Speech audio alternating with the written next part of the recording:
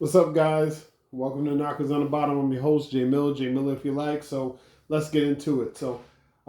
This week, Cowboys play the Baltimore Ravens.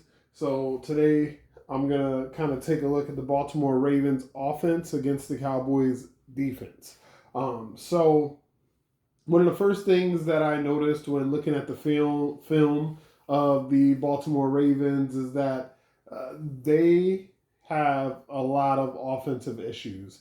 Their offensive line is really not great as far as pass blocking is concerned right now. They're definitely a better run blocking unit than they are a pass blocking unit. Specifically on the edges, they tend to give up a lot in terms of pressure. Also, at the skill positions, they are a little lackluster. Zay Flowers is good, Bateman's okay, but they are a little lackluster there. And then you have Henry, you have Likely, and you have Andrews. So Andrews and Likely are going and Henry, excuse me, are going to be where the Cowboys have the biggest challenges this week. Henry, is kind of okay. He hasn't really gotten going as a Baltimore Raven, but I know he's got to be salivating looking at this Cowboys run defense and thinking, hey, this is the week that I get going. Lamar Jackson, of course, is always a threat to break, contain, or be in trouble in the pocket and take off. And also, you have Zay Flowers and Bateman, who can play well when the play breaks down. But if you're looking for Lamar Jackson to just get to his back foot and release the ball, and those guys be in the right place, it'll happen, but it won't happen as often as it should. Mark Andrews is a beast. He's a monster. He is the mismatch. He's the one that, similar to week one when I was talking about the Cleveland Browns, and I was saying, hey man, David Njoku is that dude. That's the one we got to worry about. I feel the same way about Mark Andrews. Mark Andrews is the guy that the Cowboys are going to have to worry about down in and down out, besides Lamar Jackson, of course. So there's a little bit of a unique challenge here. At first glance, when I look at this, I honestly, when this schedule came out, right, and I looked at the games that the Cowboys are supposed to lose and the Cowboys are supposed to win, and I got to my 9-8 projection, the Ravens were one of those teams that I was like, no way, Cowboys lose that game 100%. Ravens are going to win. I also had them beating the Browns and the Saints to start the season. So I had the Cowboys 2-0 going into this game. Now, after watching the film a little bit, I don't think, and I know I was wrong last week with the Saints. So feel free to give me shit if this happens again.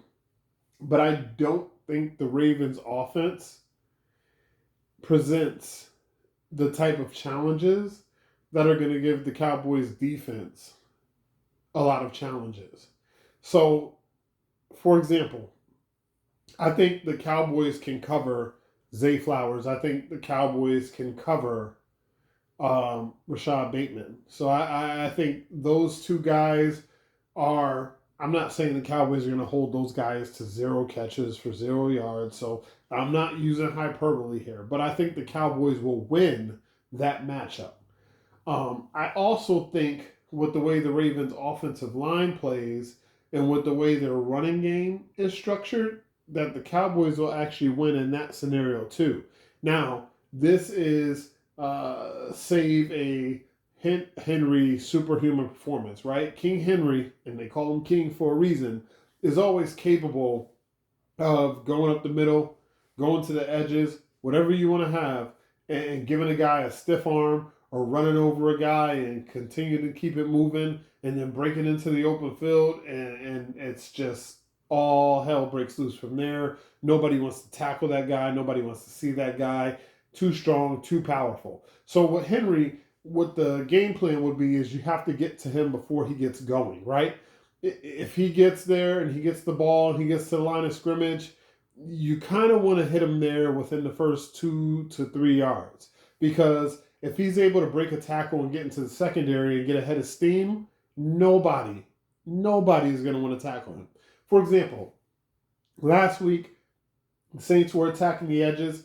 there were a lot of plays where they attacked the side that Trayvon Diggs was lined up on.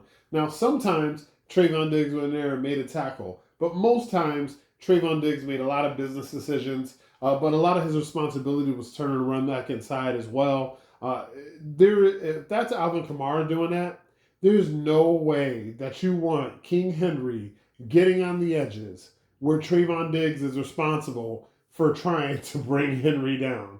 Because if he's making business decisions against Ford and Kamara, he's going to make the ultimate business decision against Henry. No. I mean, if you're a linebacker, you probably are trying not to tackle that guy, at least not up high. You know what I'm saying? Everybody wants to get him at the knees. So I feel like more importantly than ever, the Cowboys' defensive line is going to be the key to stopping the Ravens' offense in multiple ways. So I'm looking at Micah Parsons because I know whatever side Micah Parsons is on, they're going to load up. They're going to put a tight end that way. They're going to have a fullback that way. They're going to chip that way. And when they run King Henry, they're going to make sure to double him that way. And then hopefully the Cowboys, most of the time they line Trayvon Diggs on the same side they line up Micah Parsons. So you're going to have Micah Parsons double. You're going to have either a lineman or a receiver trying to block Trayvon Diggs on the outside. And then you're going to have King Henry running right up that alley. And that's going to be the Ravens' path to success. The only thing is, I don't believe the Ravens are going to commit to running Henry on that type of edge 20 to 25 times this game. They're going to do it about 8, maybe 10 if they're feeling frisky. So I feel like the Cowboys are going to benefit from the Ravens being their own worst enemy. On the second note, there's also Lamar Jackson. Now, this guy will kill you with his legs. And then he'll kill you once he's killing you with his legs and he decides to roll out, left or right, or he decides to, hey, the pocket's collapsing and there's not a person in the middle really holding their ground. So now I can step in the middle, act like I'm going to run, and boom, Isaiah Likely sneaks out. Boom, Mark Andrews sneaks out. And he hits him with that pass, and now those guys have room to run, and they're in your secondary. And just like you don't want to see Henry in your secondary, you don't want to see Mark Andrews or Isaiah Likely in your secondary. So how do the Cowboys solve this problem? How do they solve this puzzle? Personally, for me, I'm playing Micah Parsons anywhere but edge. Anywhere but edge. The only time I'm playing Micah Parsons at edge is if it's an obvious passing down. So if it's 1st and 10, there's no chance that I'm lining Micah Parsons up on the right and DeMarcus Lawrence on the left end and having my 2 defensive tackles in there and then, my normal linebackers and safeties and corners and just attacking this offense straightforward. I'm not doing that, right? And I know if I can see that, the Cowboys can see that. If it's up to me, I'm having Marshawn Nealon at end. I'm having DeMarcus Lawrence at end. I'm having my 2 defensive tackles, Mozzie and Osa. I'm having all 4 of those guys. I'm having one on the left and the right covering up both the tackles. I'm having both the other 2 guys covering up both the guards. And I'm having Micah Parsons rush head up over the center. That's what I'm doing. I'm making it 5-on-5 on running downs, right? And then I'm bringing my 2. I might have 3 corners out there, so because I got 5 down linemen, 3 corners, 2 safeties, right? And then I have my linebacker or my linebackers. That's kind of where I'm going with this, and I'm making the Ravens defeat a 5-on-5. You know what I'm saying? I'm not necessarily talking about a bear front, but I'm making the Ravens defeat 5 Cowboys rushers. And the reason why I'm doing that is because if the center is trying to block Micah Parsons and then those other 2 guys are covered up, now when Henry gets to that edge, right, the 5 offensive linemen are occupied. So now we have cornerbacks trying to block Trayvon Diggs, but now we have our linebackers running free and getting to Henry before he can get started. And also, if Henry is going up the middle, once again, we have guards and centers trying to defeat our interior linemen, and then somebody like Kendricks coming downhill to get to Henry before he gets started. So, although in this game you might see a little bit of a 4-3 defense, 7 in the middle, and then your 4 secondary players, 2 corners, 2 safeties. I don't really feel like this is the type of game where they should play a traditional 4-3.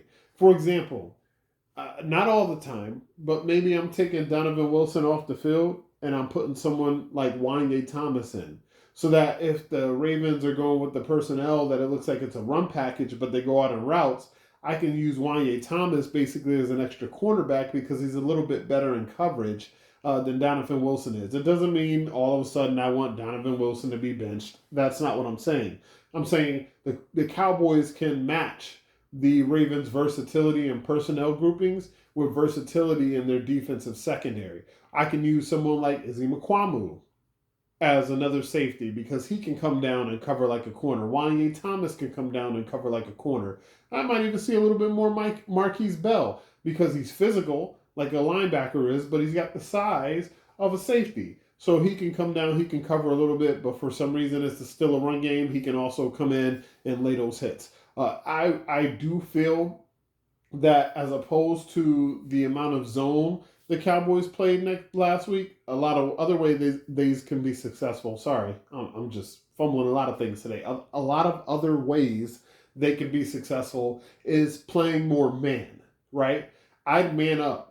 Instead of zone coverage, I'd man up on these Ravens receivers. I'd get hands on them. I'd disrupt their timing at the line of scrimmage. I'd let Trayvon Diggs play on an island. I'd let Kalen Carson play on an island. I'd let, Wanye Thomas play on an island. I wouldn't provide much help over the top because I don't believe that Lamar Jackson is going to play a rhythm passing game. It's not that I don't believe Lamar Jackson can complete passes to these guys. He's not Deshaun Watson. He can complete passes to his receivers.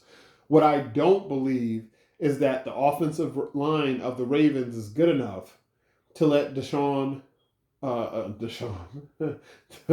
to let Lamar Jackson play a rhythm passing game, as in snap the ball, drop back 3, drop back 5, drop back 7, and your footwork is tied in to the routes that you're having your receivers run. So when I get to the top of my 3-step drop, receivers open, pass the ball. Get to the top of my 5-step drop, receivers open, pass the ball. Get to the top of my 7-step drop, receivers open, pass the ball. That's what we got killed on this week with Derek Carr because Derek Carr is a drop back passer, and so his footwork is tied into the receiver's routes. He was getting to the top of his drop. His receivers were open. He was hitting him a rhythm.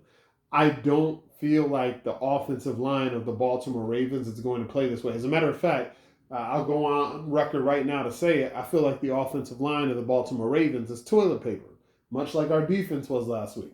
If they're going to sit there and then they're going to do that and try to play a drop back passing game, I would line Micah Parsons up at right end and just let him go because he's going to defeat the block and there's no chance. If there's anybody on the defense that Lamar Jackson is not going to run away from, it's Micah Parsons. Also, a lot of creative things I would like to see the Cowboys do this week is I would like them to play some creative spies. Now, in the spy formation, I would like to see the Cowboys in more zone.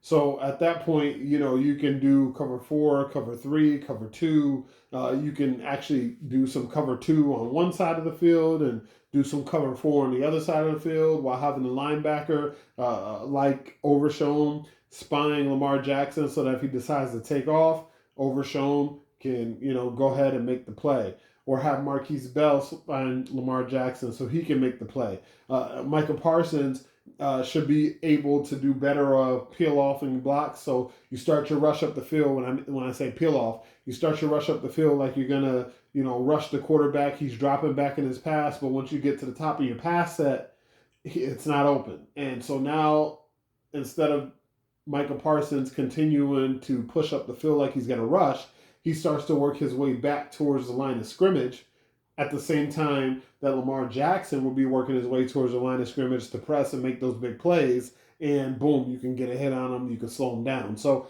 I really do think the Cowboys defense actually matches up pretty well against this Ravens offense. I don't think that's going to be much of a problem this week. So, and then another thing I want to touch on: Cowboys went out, signed Carlos Watkins. He was on a team a few years ago. They went out and made that signing. I know Jordan Phillips went on injured reserve with a wrist injury. Not necessarily sure what that's about or what that's going to be, how long. I know he's going to be out at least 4 weeks. I don't know if it's going to be longer, but the Cowboys went out and made a defensive tackle signing. This is not a shake the earth signing. Carlos Watkins is an okay player at best. So I don't think this is going to do much. I don't know if he's necessarily going to play this week or be a big factor in the game. So I wouldn't look too much for that. I think the Cowboys are going to have to elevate someone. I did see Mozzie Smith also appear on the injury report with a back injury. It looked like it's nothing serious, and he's probably going to be good to go this week. But with a couple of injuries at defensive tackle, the Cowboys went out and made a signing. They'll probably make more signings in the coming days. But yeah, we might look for Carl Lawson to be elevated. We might look for Daxon to be elevated. But we'll see as the week goes on. It's only Wednesday. It's very early in the time of the week. Still a lot of practices to go, a lot of game planning to go. But I do feel good about this matchup with the Cowboys defense against the Ravens offense. But that's all I got for you for now. Thank you for tuning in. If you like the video, hit the like button, subscribe so that you know when I'm coming on. We're almost at 20 subscribers, so hoping one or two of you guys hit that subscribe button, and then we can work and get into our next goal. Thank you so much for tuning in. You know what I'm saying? If you want to hit me up on Twitter at jmiller IYL. That's jmiller if you like. You can also hit me up on email. That's knockersonthebottom at outlook.com. Again, knockersonthebottom at outlook.com. You can also hit some up in the comments below. You know what I'm saying? If there's anything specifically that you want me to get into or you want me to cover or any questions that you have, I'll take them at Twitter. I'll take them via email. I'll take them in the comments. Put it together as a mailbag segment, make it a regular thing. You know what I'm saying? But thank you guys for tuning in. I love you so much. This has been Knockers on the Bottom. I'm your host, Jay Miller if you like. Until next time, peace.